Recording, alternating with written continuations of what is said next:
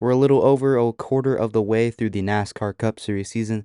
Let's go ahead and take a look at the standings heading into race 8 of the season.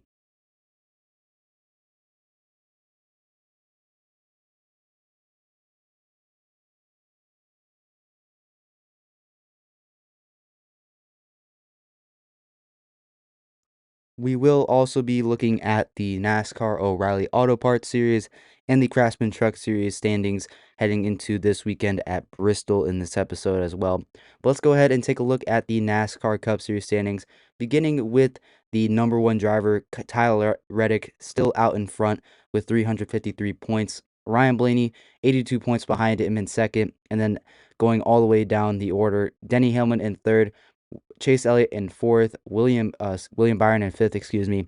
Ty Gibbs has moved his way up into sixth place in the 54 car. Christopher Bell in seventh. Brad Keselowski has worked his way up into eighth place in the number 6 car. Kyle Larson in ninth. Chris Buescher down to 10th place in the standings. Bubba Wallace all the way down to 11th after being in third just this past weekend. Heading into Martinsville. Joey Logano up to 12th. Ryan Preece still hanging on in 13th. How about Shane Van Gisbergen in 14th still in the 97 car? Carson Hocevar in 15th, and then Daniel Suarez, Hocevar's teammate, in 16th, having a pretty strong start to the season in that number 7 car. And then those are the 16 drivers that would be in the chase if the season ended today. And then the drivers still looking outside of the chase right now. Michael McDowell in 17th. He is only 9 points behind his teammate of Suarez. Austin Cindric, I believe, is 18 points out of the chase. Ross Chastain in 19th.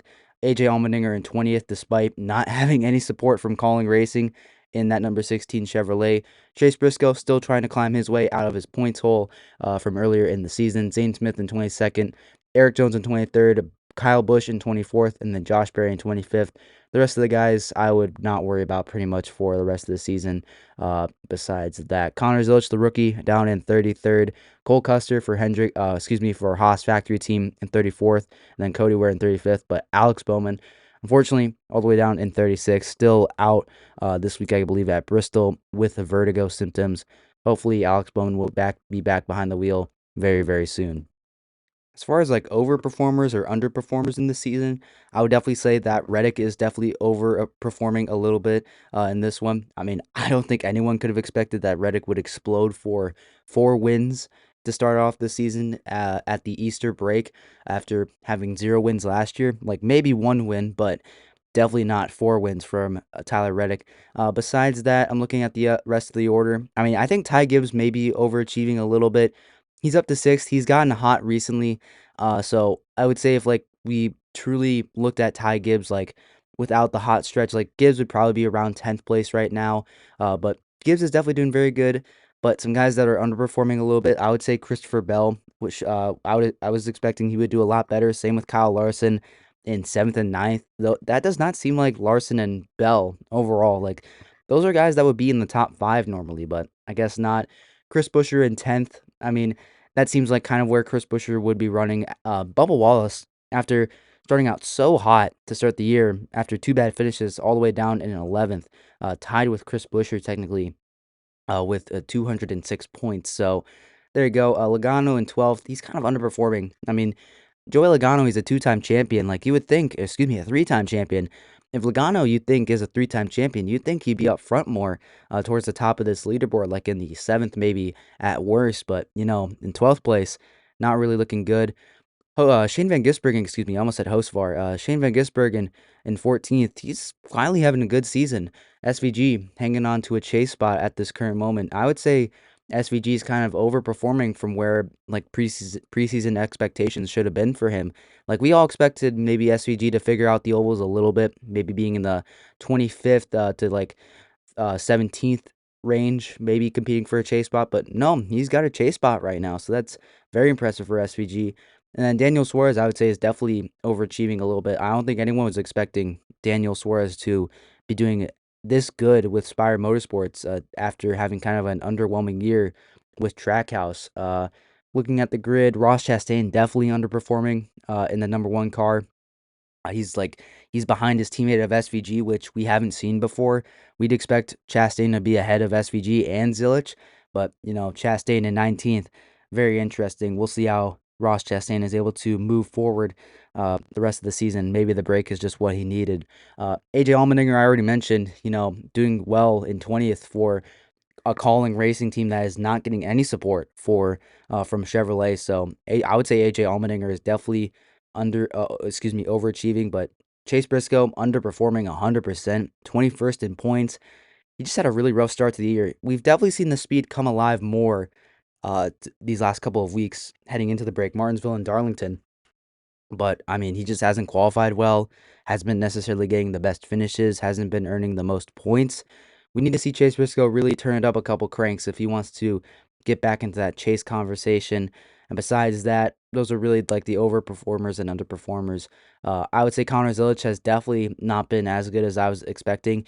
He's had two DNFs to start out the year. I thought Connor Zilic would be up in like the top 25 range, but yeah, he's definitely struggled a lot to start off the year. And then Alex Bowman, yeah, for Hendrick Motorsports being in 36th, I know the injury has played into it a little bit, but that's definitely disappointing. But I wonder what Bowman's season would be looking like if he had run all the races that he's missed so far and he had been running the full season and not been out due to injury. So that's a hypothetical that I do kind of want to explore, but we'll have to wait on that for another day. So, yeah, those are the look at the Cup Series standings right now, and heading into the eighth race of the season at Bristol Motor Speedway. We'll see how these standings shake up the rest of the way going forward. Looking at the O'Reilly Auto Parts Series points real quick, Allgaier has taken the lead of the standings, over 100 points ahead of second place Jesse Love in the 2 car. Sheldon Creed has worked his way up into third, Austin Hill still in fourth.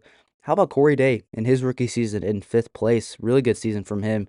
Carson Kvapil in his kind of makeshift schedule, still in sixth place. Sammy Smith up in seventh. Brandon Jones in eighth. Parker Retzloff. How about Parker Retzloff for Viking Motorsports in ninth in the 99 car? Really good season for Parker. Really happy for Parker Retzloff, Wisconsin native. Raja Karuth in 10th. He's getting beat by Parker Retzloff. Just imagine saying those words in like 2024 or 2023. Parker Retzloff is beating Raja Karuth in the driver standings in 2026. That's insane. William Sawalich, after his win, he's up into 11th. Taylor Gray in 12th. Pretty standard, I would say. Sam Mayer down 13th. Man, Sam Mayer kind of having an underwhelming season to start off the year, down in 13th. I think he is out of a chase spot right now as it stands. Like, we're a long way from that. I get that, but, kind of interesting to see that Sam Mayer is a whole 30 points behind the next guy ahead of him, Taylor Gray. Looking at the rest of the standings, Brendan Poole's up in 15th. How about Brendan Poole? Shout out him. Anthony Alfredo in 16th.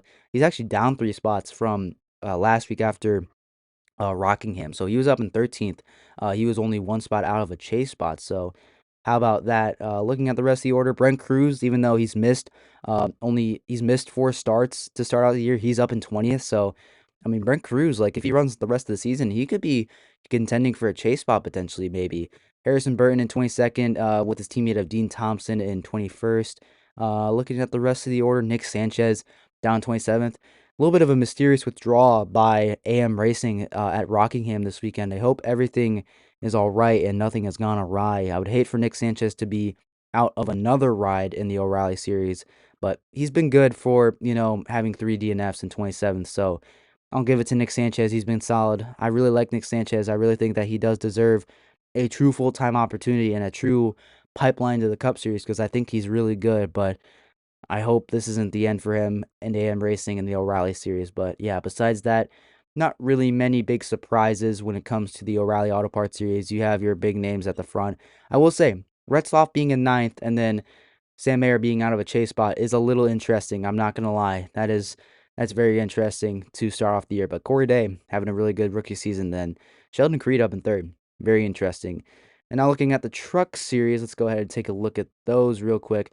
I know Corey Heim has taken the lead in the truck series. He's actually tied for first with Caden Honeycutt. Even though Corey Heim's he's only had 3 starts in the series, he's up in first place. He's missed 2 starts, and he's up at third. How about that? That comes with just having 2 wins. But Caden Honeycutt, without Corey Heim, would be in first place. He's been very, very consistent.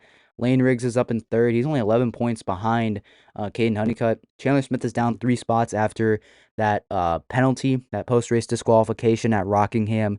Majeski's up in fifth. Gio Ruggiero, sophomore driver in the truck series, in sixth place, excuse me. Christian Eckes in the number 91 truck has not done as good as I thought he would in seventh place right now. So it's still a good season for Eckes, but I thought Christian Eckes would be up towards the front, like competing with Honeycutt and Majeski, but has not been that type of season so far this year. And then Justin Haley in 10th, he's another interesting one. Just kind of hanging around.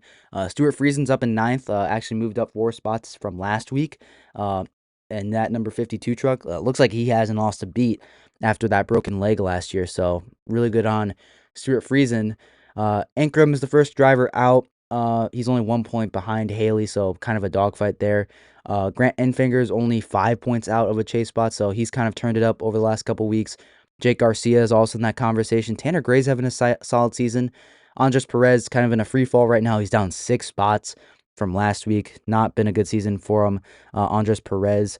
So we'll see about that. But he's in 15th. Cole Butcher, rookie, in 16th. Brendan Queen down 6 spots. Yikes.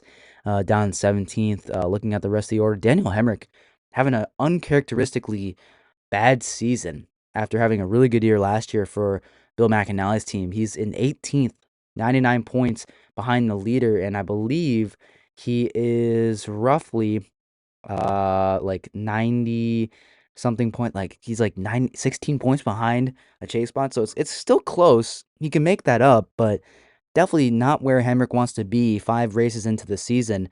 Landon Lewis, he's made 2 starts. He's like kind of similar to where Daniel Hemrick has been. He's like he's kind of in there. He's in the same area. Looking at the rest of the order, Daniel Dye, Daniel Dye's been there. Kind of been a rough season for Mini Tyrell in 5 starts. I wasn't expecting a lot from Mini Tyrell. I probably should have kept my expectations a little bit more realistic, but he is getting beat by Daniel Dye, his teammate, who isn't racing anymore. He's missed 2 starts. He's behind Connor Mozak, who's only made 2 starts in the series. He's behind Chris Wright. Oh boy. He's behind Landon Lewis, who's only made 2 starts. So a little bit of a disappointment for Mini Tyrell. Hopefully he'll be able to turn it up heading into Bristol this weekend. Dawson Sutton's back here. Tyler Reif made 2 starts. Not having a bad season. Then Corey LaJoy, he's also back here. He's up 29 spots, like I guess is what NASCAR is telling me. So he's only made 3 starts. I expect Corey LaJoy, he's gonna fly up these rankings pretty quickly. He'll get up there. I definitely know it. So there you go. Let's look at your Truck Series standings right now. Corey Heim leading the way, even though he's only run 3 races. He's gotten 2 wins. Corey Heim's just insane, man. They should just give him a full-time opportunity in the Truck Series. They got 2 part-time trucks right now. So yeah, they should they should give Corey Heim a full-time truck. That's what we should have been saying then, at least. So there you go. Hope you guys enjoyed this episode. A little check-in on the NASCAR standings, the Truck Series, the O'Reilly Series, the Cup Series. Heim leading the way in the Truck Series, Allgaier in the O'Reilly Series, and then Reddick still in the NASCAR Cup Series. So hope you guys enjoyed this one. Hope you enjoyed this little update. We'll be back very, very soon with a more traditional episode. This was a little bit of a different idea that I had. Let me know down in the comments what you thought of this one. Do you like this format? Do you like these kind of like update episodes on where drivers are in the standings? Let me know down in the comment section below, and I will see you in the next episode, everyone. Take care.